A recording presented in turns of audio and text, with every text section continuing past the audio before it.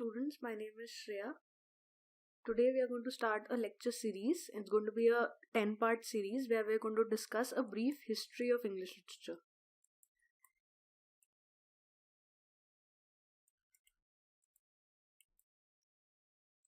Right? Now I've seen with a lot of students that what they tend to have a problem with is locating texts into various historical periods, right? And because historical periods or the various literary periods tend to give you a brief idea about how the texts in that era were written, you do have a great insight if you know the periods of the English literature, right? So in this lecture series, which is going to be a 10-part series, we are going to look at the periods not in great detail but in brief, so that you have a rough idea as to when and where should you place each text in, right? So today in this part we are going to talk about the Anglo-Saxon and the Anglo-Norman period, right? I'm sure you've heard these names, and if you go through any history of English literature, be it J. Long or be it the Rutledge the Rutledge book of history of English literature, Anglo-Saxon and Anglo-Norman periods are the periods where they start talking about English, right? So let's go on and see the Anglo-Saxon first, and then we'll move on to the Anglo-Norman period. So the Anglo-Saxon period can roughly be called to have taken place between 450 to 1050 AD, right? Now, this is also known as the period of Old English, right? We're just starting to write texts and poetry in English, right? There's hardly any prose, so we're just starting to write in English. This is the first time where English writing is starting, right? So there are some texts that you must know. There is the first one, which is Caedmon's hymn, right? It's often called the first fragment of literature. It's also known as first fragment of literature, right? And it does have a lot of religious elements. Now for Anglo-Saxon and Anglo-Norman, I wouldn't advise you to go through the texts in detail or anything like that, because these are texts that you would not be able to understand very easily because they're written in Old English, and secondly because the context has really changed a lot, and the way we read text today is very different, and the way we read text and the way the authors write text today is very different from how they were written, right? So there's no point going through these texts in detail. You won't be able to find too many information also about these, but it's important for you to know the names, right? The second one is 𝐕𝐢𝐴𝐷𝐸, right? And in the individual who's the subject of the text is talking about the day-to-day trials of life, right? And this also has a repeated chorus, which is the evil has ended,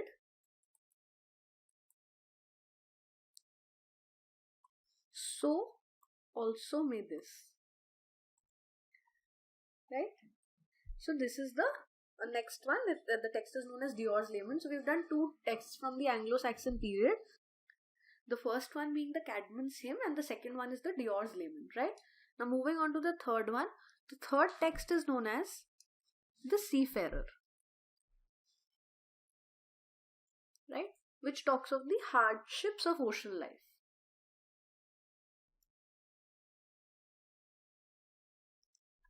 Now if we go back to the previous slide and see 𝐕𝐢𝐴𝐷𝐸, that was also talking about realities of everyday life. And so does Seafarer, where hardships of ocean life are discussed. But there is also the religious element, where they are trying to establish that all our souls at the end belong to God, right? So there is always a religious element or two in all your texts. So even in Caedmon's hymn there was a religious element, in 𝐕𝐢𝐴𝐷𝐸 also there is a religious element, and so is there in Seafarer, right? Religious elements are strong in this age, which is the Anglo-Saxon period, or also known as the Old English period, right? The next one, it's an important text. It's an epic poetry. Text is called Beowulf, right? Epic poetry. Little bit about this you must know, little bit detail about this one, right? It has alliterative lines, right? So for Anglo-Saxon period, I would also want you to know that a lot of texts were written in alliterative lines, right? There was a lot of alliteration that was happening in these lines. What is alliteration? Alliteration is when in a certain line there are similar sounding words that are placed together, right? So there was a lot of alliteration that was used, right? Now in Beowulf there are two. Beowulf is a classic hero, and so this is epic poetry. It's epic in scale, it's epic in form, it's epic in content, right? So Beowulf is a classic hero who kills two devils, right? So there are two devils. There's Grendel, and the second monster is Grendel's mother, right? So both these monsters are killed in the text, right? So these are some of your important texts that are associated with the Anglo-Saxon period. Anglo-Saxon period is the period where it was in an Old English period. And what are the Germanic tribes that are associated with the Anglo-Saxons? The tribes that are associated are Jutes, Saxons, and Anglos, right? So Jutes, Saxon, and Angles, right? So these are the three Germanic tribes that are associated with the Anglo-Saxon period. More or less, this is what you should know. The fact that there were alliterative lines, the fact that the Germanic tribes that dominated the Anglo-Saxon period are Jutes, Saxons, and Angles, the fact that this period is also known as the Old English period, the fact that not too many authors were coming out and saying that this is my text, right? So, and in that series, some of the important texts. The first epic poem that we know here is Beowulf. There are two monsters, there's Grendel and there's Grendel's mother. It is written in alliterative lines. Then the fact about Cadmu's hymn, where this is also believed to be the first fragment of literature, right?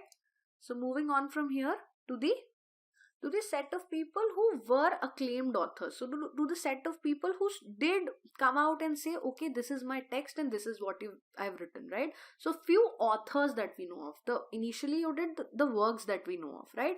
And which is not attributed to a particular author, for instance. Or we are attributing it to the author, but we are not sure if the author has actually written it. Based on the writing style, we've often attributed texts to various authors, right? But here are a set of people who've come out and said, okay, this is what I've written, right? So there's Bede, who's also known as the Vulnerable Bede, right? Also known as the father of English learning.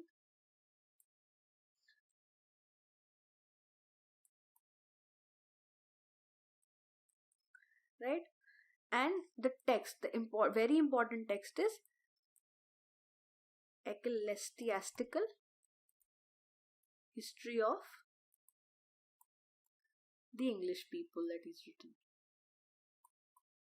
Right? This is an important text that's written by, right?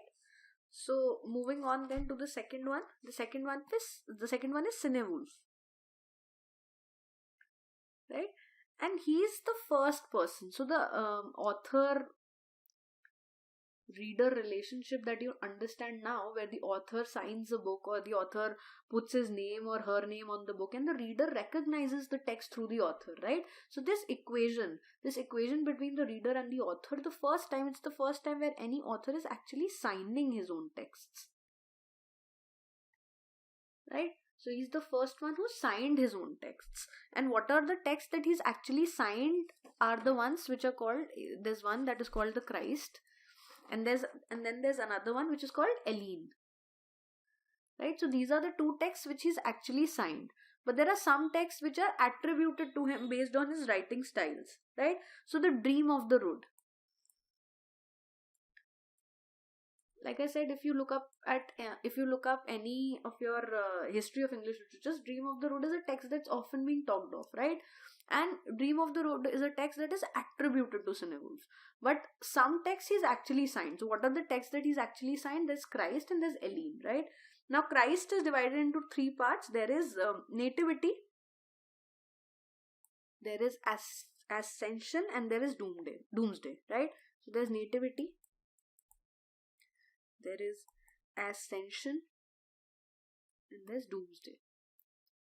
Right? So these are the three parts of the text that he's written. The Christ. Now the Dream of the Rood is also a text that's attributed to him, and the Rood stands for a cross.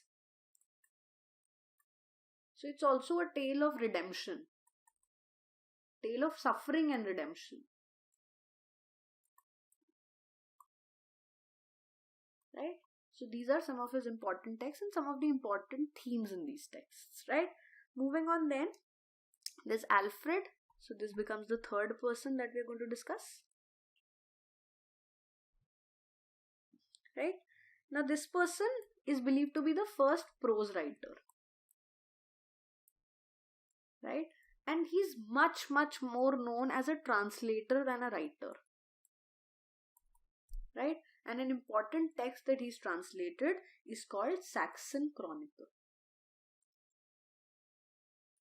right? And Saxon Chronicle also becomes an important source for further authors to take it up and start writing historical accounts of the same, right? Okay, so this sort of finishes up your Anglo-Saxon period, and in no ways does it justify whatever the Anglo-Saxon period was about, but it's a brief idea as to the kind of texts that were written, how the texts were nameless, how the text had always had religious elements, what was the era between which the Anglo-Saxon period was operating, why is it called the Old English period, what are the kind of Germanic tribes that are dominating, what is the writing form, right? So then moving on to the Anglo-Norman period. Now your Anglo-Norman period is a shorter span of time, right? It's attributed to have existed between 1066 to 1350 AD, right? So this is a shorter span of time where the Anglo-Norman period is believed to have lasted only for about 300 years, whereas the Anglo-Saxon period has lasted for about 600 years, like I told you, between 450 AD to 1050 AD. Now Anglo-Saxon period started with the Anglo-Norman period started with the Anglo-Norman conquest, right? So the Anglo-Norman conquest was in 1066 AD, and it's an important event. Why? Because it brought in a new language that changed Old English to Middle English, right? And what is this language? It's the French language, right? So French, a lot of French words were used in cooking, right? A lot of French words that English still has, the English vocabulary still has, is from, all these words are taken from the French language, right? So it changed the way language was working, right? It brought in a huge change in language, and the language from Old English became Middle English, right? So now there are some important people here also, and here now the time has come where people have actually started naming their texts, right? So the authors have started naming their texts, not to a great extent, but still there is some evidence that shows us that the authors have started naming their text, right? So here in this series there is Geoffrey of Monmouth,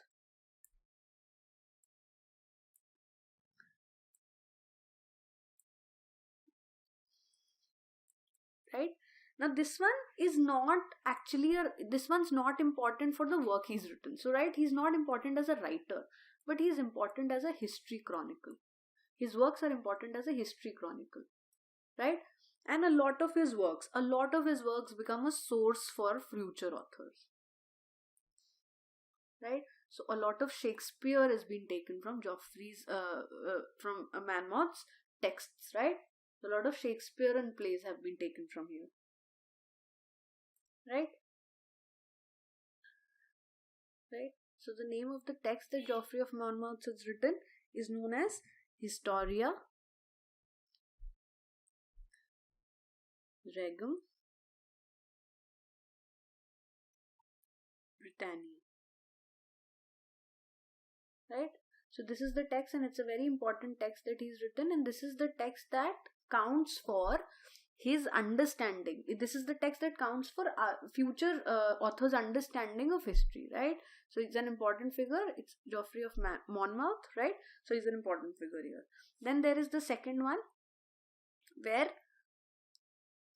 who is layman, right? His name is spelled in various ways in various texts, so you can look into it, right? So the text he's written is Brut, right? The text is, it's also known as Layman's Brut, right? And the text is also known as, the name of the text is also the Chronicle of Britain,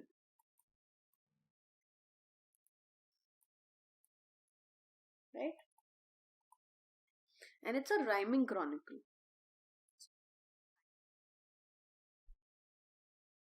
Yeah, so remember that also, right? So, and layman, as a matter of fact, layman is the first person who's given the story of King Arthur and his knights, right? So Thomas Mallory's Morte Arthur, the first person to bring out King Arthur and his knights is layman, right? Now again, like I was talking about Arthurian romances, so this is the era that a lot of Arthurian romances are seen, right? A lot of these romances are brought into picture, a lot of these romances are being written about, right? Important one in this series is Sir Gawain.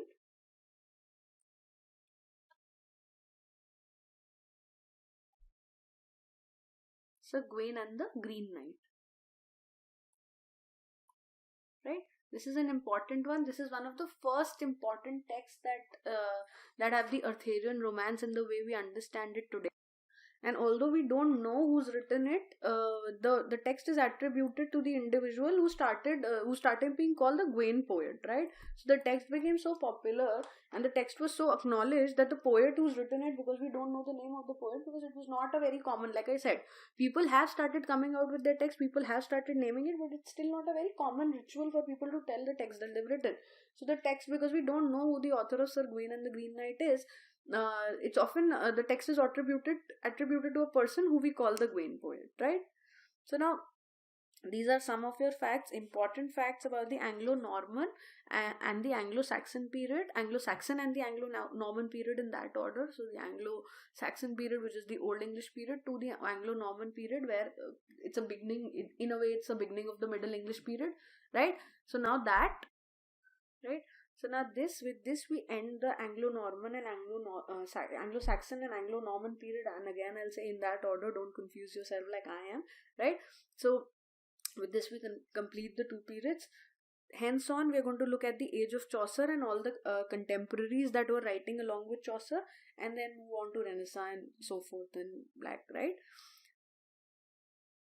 So then, if you think that this was helpful, if you think that there are things that we can improve upon, if you think that this was something that that is going to help you for your exams, then you must subscribe to the channel and look forward to the series of lectures that are going to follow.